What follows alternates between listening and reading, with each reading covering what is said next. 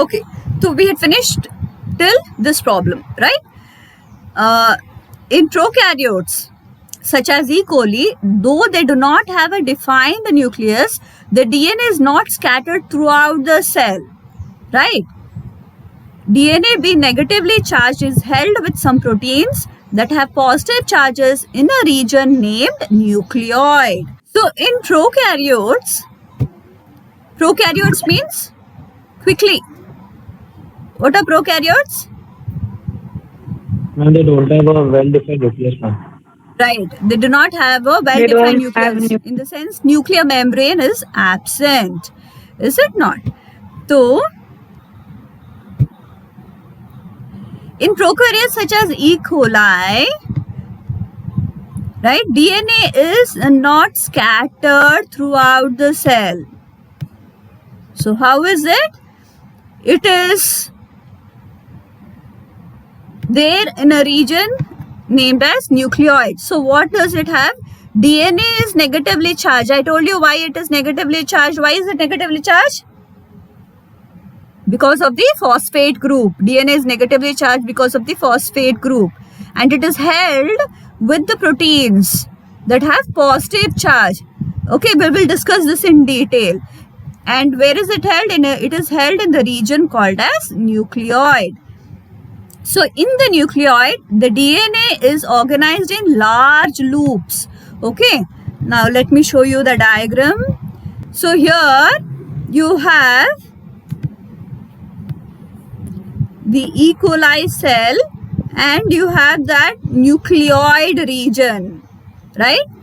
The DNA and the protein are in a region which is called as nucleoid. Let's go back to our textbook. Nucleoid समझ में आया सबको? So there you simply have the DNA which is in large loop, simply like this. Okay, DNA is there in form of large loops in your E. coli cell.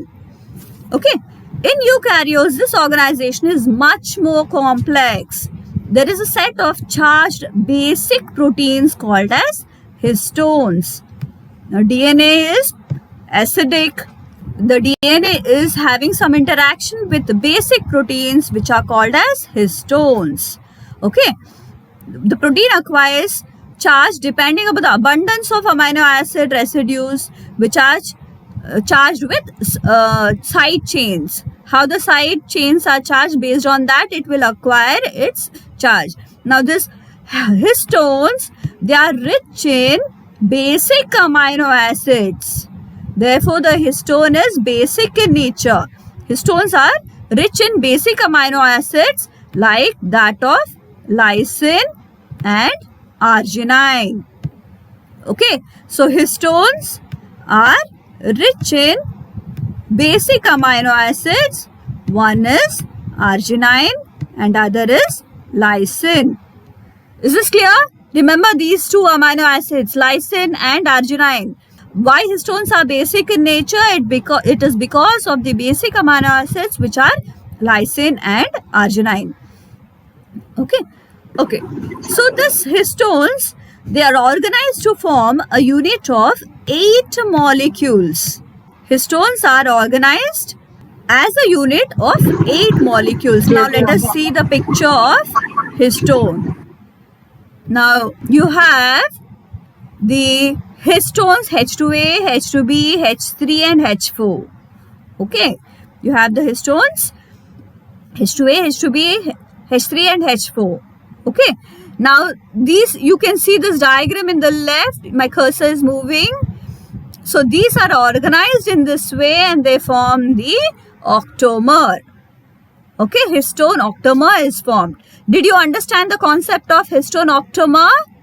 You have these 4 histone molecules, okay, which are rich in which amino acids? Which are rich in which amino acid? Lysine and arginine. arginine. Right. Since they are rich in these amino acids, these are basic in nature, whereas your DNA is acidic in nature. Okay. Hope you have seen the right side diagram. Okay, this is how they are arranged to form the histone octamer. Now let's go back to your textbook. The negatively charged DNA is wrapped around the positively charged histone octamer to form a structure called as nucleosome. This is a 1-mark question.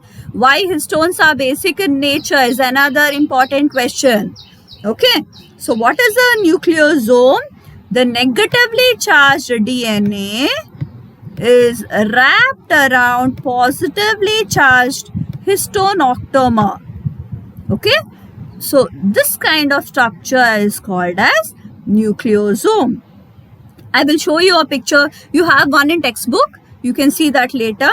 I'll show you another picture of how this nucleosome actually is formed. So a typical nucleosome contains 200 base pairs. It is actually 183 base pairs. In your text they give us 200 base pairs of DNA helix. Right? Nucleosome constitutes the repeating unit of a structure in the nucleus called as chromosome. Nucleosome constitutes the repeating unit of a structure in nucleus, which is chromatin. Earlier we have studied chromatin is thread-like structure which is there in the nucleus. Is it not? In your 11th standard we have studied chromatin is thread-like structure which is there in the nucleus. Now what does this thread-like structure have? The thread-like structure has the histones and the DNA. Is it clear? Right. Now, the nucleosome in chromatins are seen as bead-on string structure, which you can see in this diagram. Now, let us understand that diagram in a better way. So, when they say bead-on string structure, you can see, here you see, Yes. these are the beads and this is a string. So, this is bead-on string structure. Is that clear? Yes, ma'am. Right. Yes, ma'am. Bead on string structure. You have the histomer, you have the DNA. The DNA is bound on the histones and it forms the bead on string structure. That is your nucleosome. Okay. So many nucleosomes will combine and it will form your chromatin structure. Okay, let us see few more diagrams. Now you can see the pictures yourself. You have the histones here, right? You have the red color histones here. Around the histones, you can see the DNA is wrapped and this whole structure forms the nucleosome, right? Now this kind of nucleosomes, many of them combine to form the chromatin. This chromatin structure, when it is organized in this X form or single chromosome, this is the chromosome. And this is your textbook diagram where they say this green ball is your histone octamer and around the octamer you have DNA which is bound. So histones is an octamer. Now I hope this is clear, right? Now we'll go back to your text. Okay. So, nucleosome and chromatin are seen as beads on string structure when viewed under electron microscope. This is your picture. My pencil is moving over here. Okay, let's see next. The beads on string structure in chromatin is packaged to form chromatin fibers that are further coiled and condensed at metaphase stage of the cell division to form the chromosome. I just showed you this, right? The chromatin fiber is condensed to organize itself as a chromosome during the metaphase stage. The packaging of chromatin at a higher level requires additional set of proteins that collectively referred as the, what will it be referred as? Non-histone proteins. Let us see your next one. Okay, here you see the non-histone protein. So, the chromatin material will be organized compactly into the chromosomal structure by the means of histones, by the means of the non-histone proteins as well. So in a typical nucleus, some region of chromatin are loosely packed, right? And they stain less. If you use the stains for staining the DNA, this will stain light, and this is referred to as euchromatin. And the chromatin that is more densely packed and stains dark are called as heterochromatin. So most often they ask you this difference. What is the difference between euchromatin and heterochromatin? अभी बोलते जाओ euchromatin का एक difference. Yes. Heterochromatin stain dark and euchromatin stain light. Right. So euchromatin, it stains light, right? And this stains dark.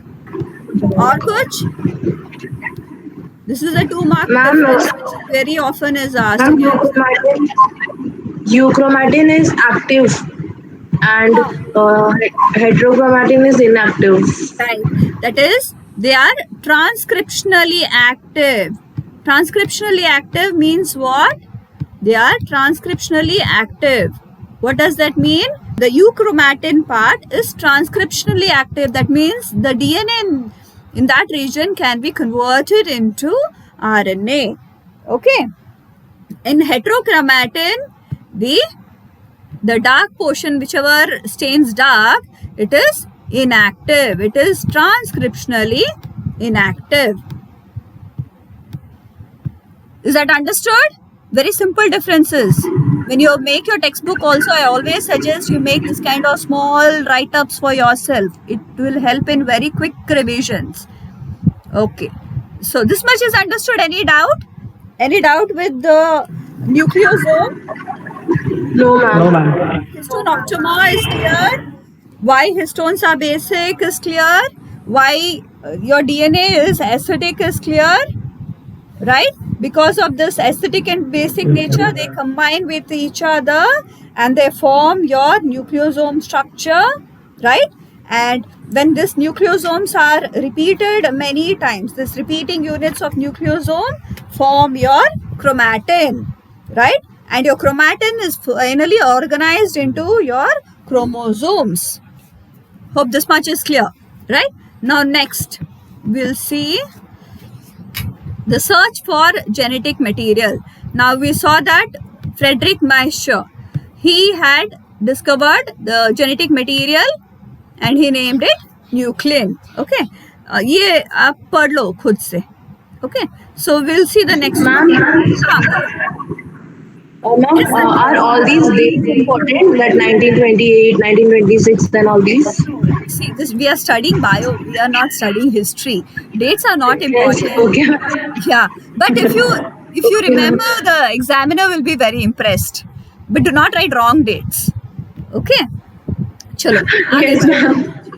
Chalo. Now we'll see transforming principle. Okay. Now let us see the experiment. I think I have a pic for this. Okay, let's see what is in your textbook so that your people are comfortable in going back and studying in your text. Frederick Griffith. So Griffith's experiment, it's also, this transforming principle experiment is also called as Griffith's experiment. In this chapter, whatever experiments are coming, they're all very important for examination. Okay. So Frederick Griffith, he did experiments in Streptococcus pneumoniae. What is the Streptococcus pneumoniae? It is a bacteria. And he witnessed a miraculous transformation in bacteria. We will see what is the transformation. During the course of his experiment, a living organism, bacteria, had changed in physical form. We will also see what is the change in physical form when we see the experiment. So when Streptococcus pneumoniae, you all please remember here, what would you write? You will write transforming principle in your textbooks. You will write transforming principle. Who did the experiment? That is Griffith's experiment. Okay. Griffith's experiment. And which organism he used? Which organism? Streptococcus pneumoniae. Streptococcus pneumoniae. Yeah? Pneumonia. The kids know they get confused. There are other experiments as well where they have used different kind of organisms, so they get confused. When they say which was the experiment done on Streptococcus pneumoniae, they will give something else. So be careful. तो ऐसा वाला एक note बना लो बाजू में. Transforming principle, that is your Griffith's experiment, we have studied in Streptococcus pneumoniae. Okay, let us see. When Streptococcus pneumoniae bacteria are grown on a culture plate, some produce smooth, shiny colonies, while others produce rough colonies. When I say colonies, what does that mean? When we do our biotech chapter, we will learn more about all this.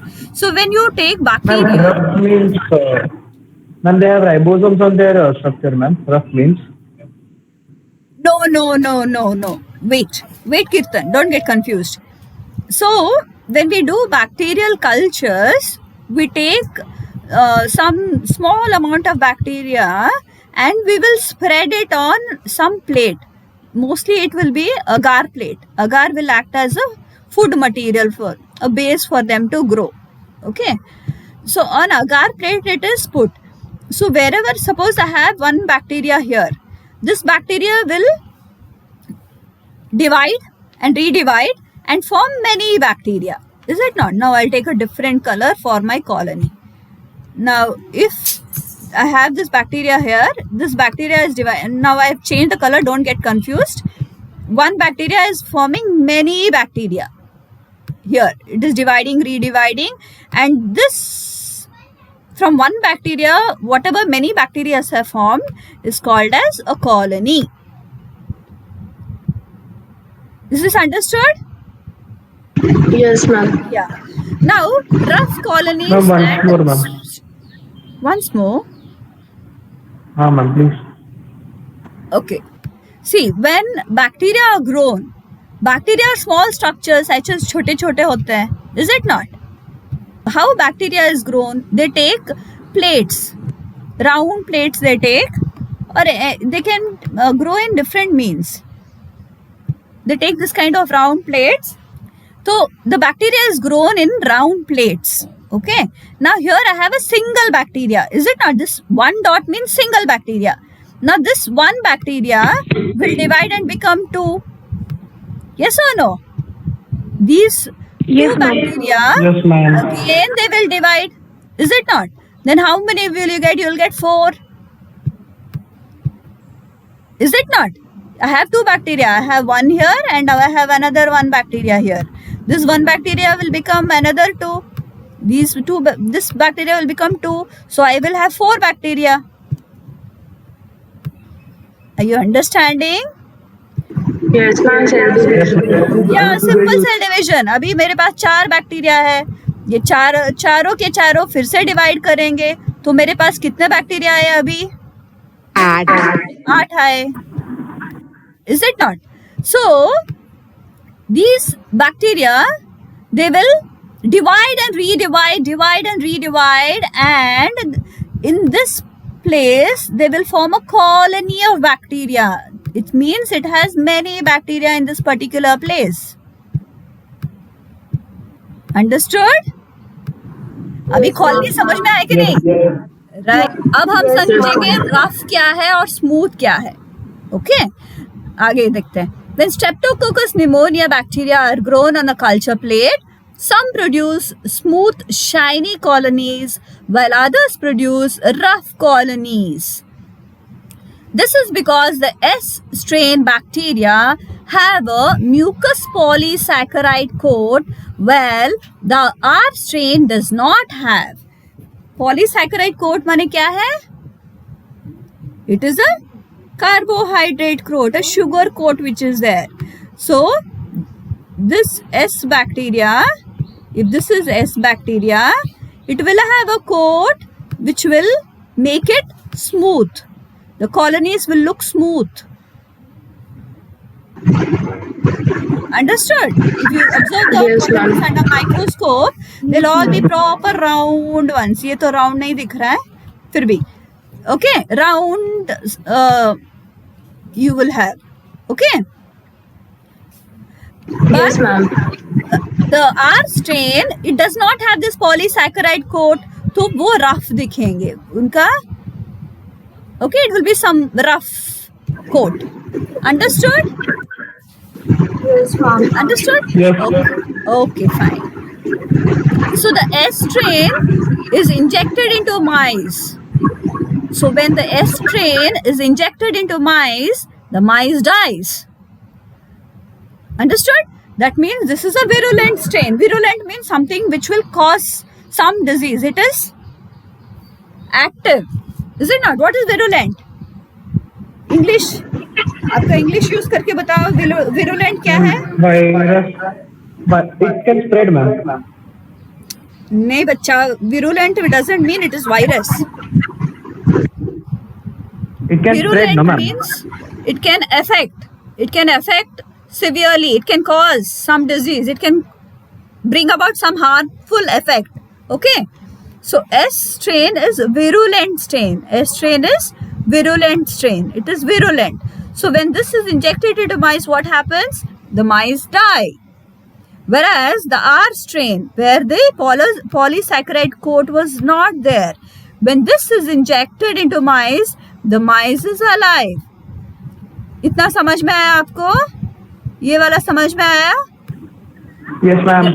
S strain has the polysaccharide coat, and this S strain is virulent strain. That means it will cause some harmful effect wherever it is injected into.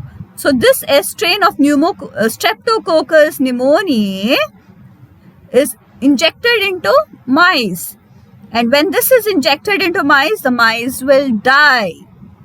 Whereas when the R strain, where this polysaccharide coat is absent, is injected into mice, the mice will live. They will not die. ये वाला समझ में आया आपको? इसमें समझने वाली कोई बात नहीं है. Everything is written over there. Okay. Now what Griffith did? Griffith was able to kill the bacteria by heating them. He killed the bacteria by heating them. He observed that heat-killed S strain bacteria injected into mice did not kill the mice. So he took the S strain. S strain is supposed to be virulent. Is it not? S strain is virulent strain. He took the S strain and he injected it into the mice. But the mice, instead of dying, they were alive. Okay. Then he did another experiment. He took the S strain, which was heat killed, and he mixed with the R strain. Okay. He took S strain and he mixed with the R strain, and then he injected into mice. Now the S strain, it is heat killed. Ideally, it should not kill the mice, but this S strain, when it was mixed with the R strain and injected into the mice died. The S strain is heat killed, so the virulent part is gone, virulent part is dead, so the mice should be alive. Okay, but in the second thing you see, in the second thing what is happening? The S strain is taken, it is heat killed. And previously we saw this, let me change the color for this.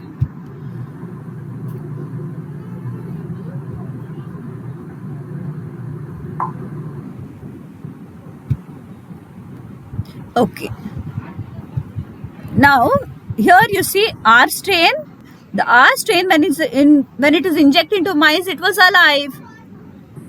But here, when the heat killed one was mixed with the R strain, the mice died. Ideally they should have not died, but they died.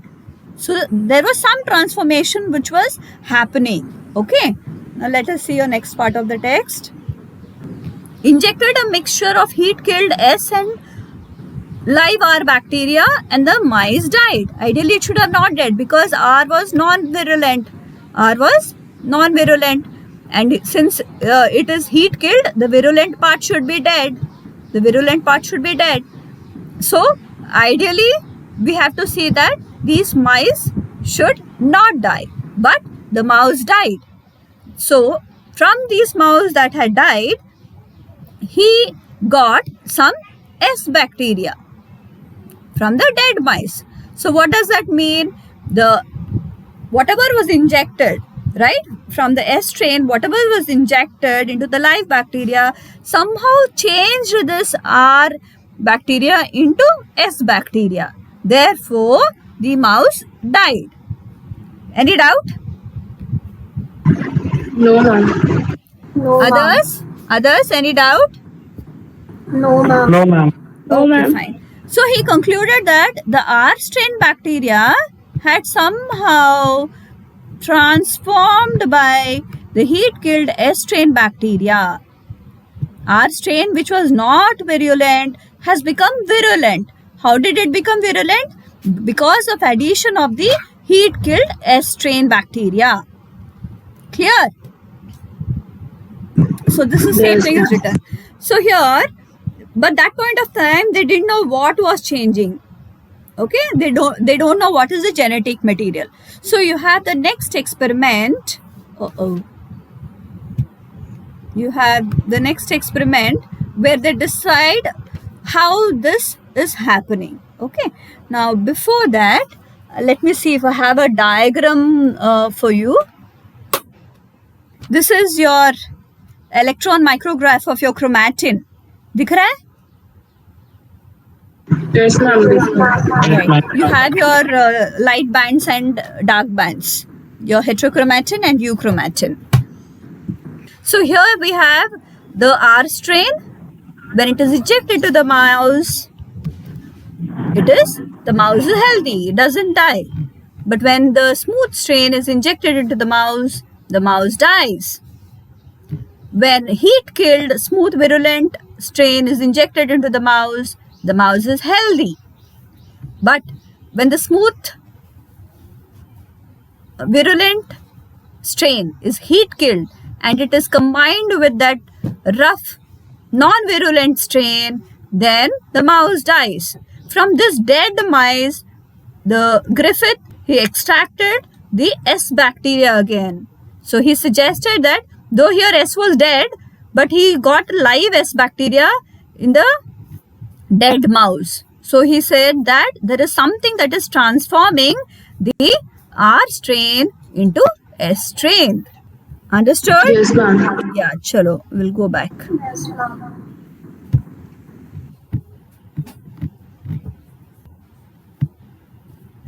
Now, biochemical characterization of transforming principle. These three scientists, they did biochemical characterization of this transforming thing. What is this transforming? So, before this experiment, people thought whatever is responsible for the transformation is a protein.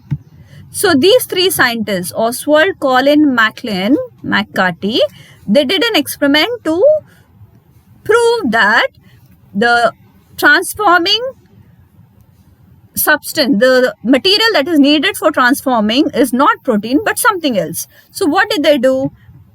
They took protein, they took DNA, and they took RNA.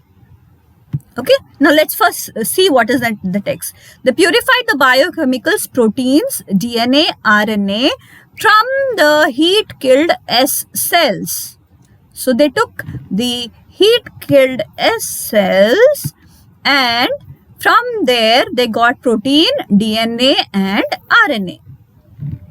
To see which one could transform live R cells into S cells.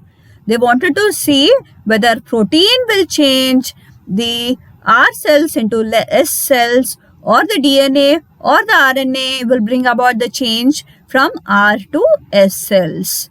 Okay. They also discovered that protein digesting enzymes and RNA digesting enzymes did not affect the transformation.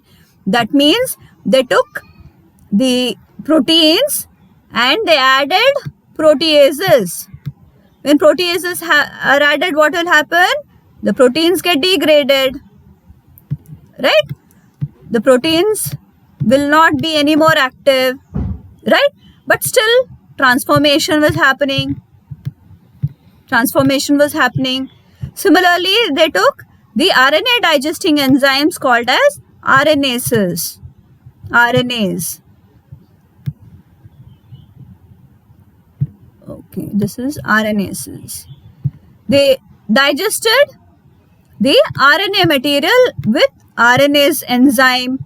Still, they saw that transformation was occurring. Nothing happened to the ability of the S-killed cells to transform the R cells into virulent variety. So transformation was occurring where the protein was removed or RNA was removed. Then what they did? They did with DNAs. What will DNAs do? It will break down the DNA. So when DNAs was added, that is DNA was digested with DNAs, then transformation did not occur. Okay, then transformation did not occur. That means, what does it suggest? It suggested that DNA is responsible for transformation. Okay, is that clear? Now let us see your text. They also discovered that protein digesting enzymes, proteases, and RNA digesting enzymes, RNases, did not affect transformation. This is what we saw. When proteases were added, proteins will be no more active, but still transformation occurred. Whereas RNase is added, your RNA will not be effective, but still transformation is occurring. So we can suggest or conclude that proteins and RNA are not responsible for transformation. But when DNase is added, that means the DNA is completely digested, then transformation was not occurring, suggesting that DNA is the material which is responsible for transformation, and thus they concluded that DNA is the hereditary material.